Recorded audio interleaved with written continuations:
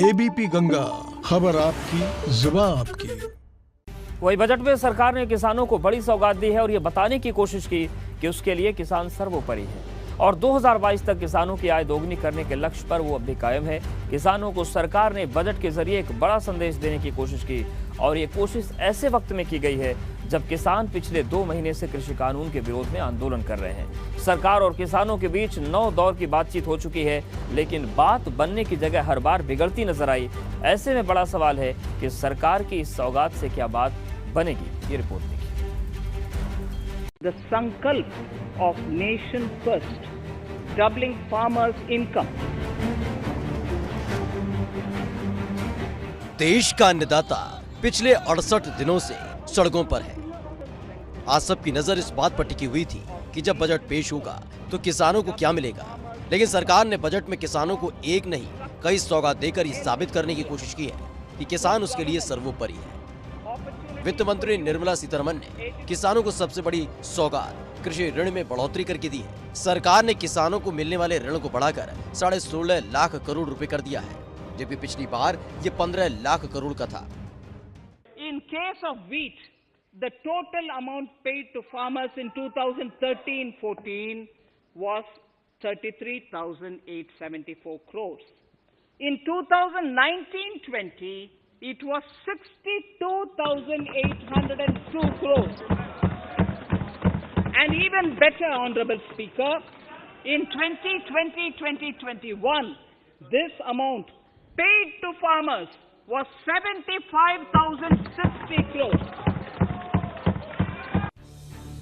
इस दौरान वित्त मंत्री ने साफ करने की कोशिश की कि सरकार किसानों की बेहतरी के लिए काम करने के लिए प्रतिबद्ध है और 2022 तक किसानों की आय दोगुनी करने के अपने लक्ष्य पर अभी भी कायम है। वहीं किसानों को सरकार ने दूसरी बड़ी सौगात 1.5 गुना एमएसपी के रूप में दी है। वित्त मंत्री ने कहा कि सभी फसलों पर उत्पादन लागत का कम से कम 1.5 गुना ज्यादा एमएसपी दी जा रही है। साथ ही किसानों को दिए जाने वाले भुगतानों में भी तेजी की गई है, फिर चाहे गेहूं का भुगतान हो या दालों का या फिर धान का। Our government is committed to the welfare of farmers. The MSP regime has undergone a sea change to assure price that is at least 1.5 times the cost of production across all commodities.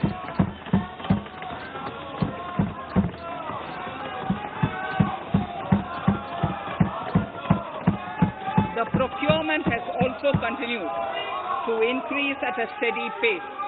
This has resulted in increase in payment to farmers substantially.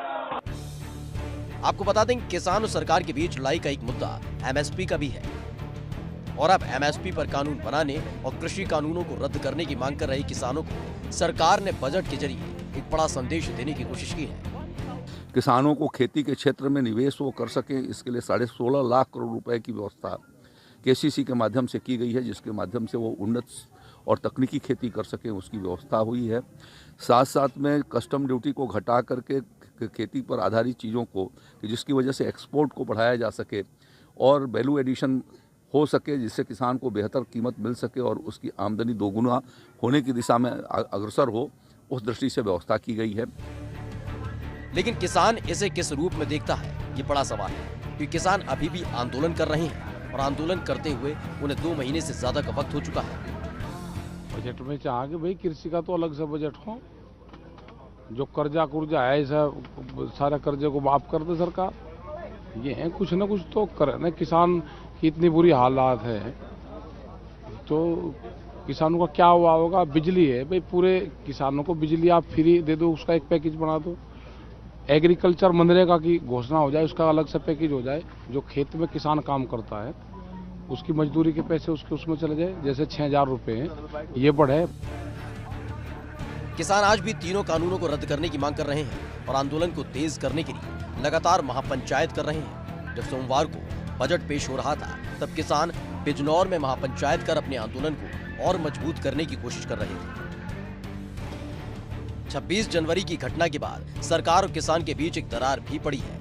उम्मीद की जा रही है budget के ऐलान के बाद ये गांठ सुलझेगी और फिर सरकार और किसान बातचीत की टेबल पर साथ आएंगे, क्योंकि सच यही है कि बातचीत से ही समाधान होता है। सरकार अपनी तरफ से लगातार इसके संकेत भी दे रही है। और अब उसने गेंद किसानों के पाले में डाल दी।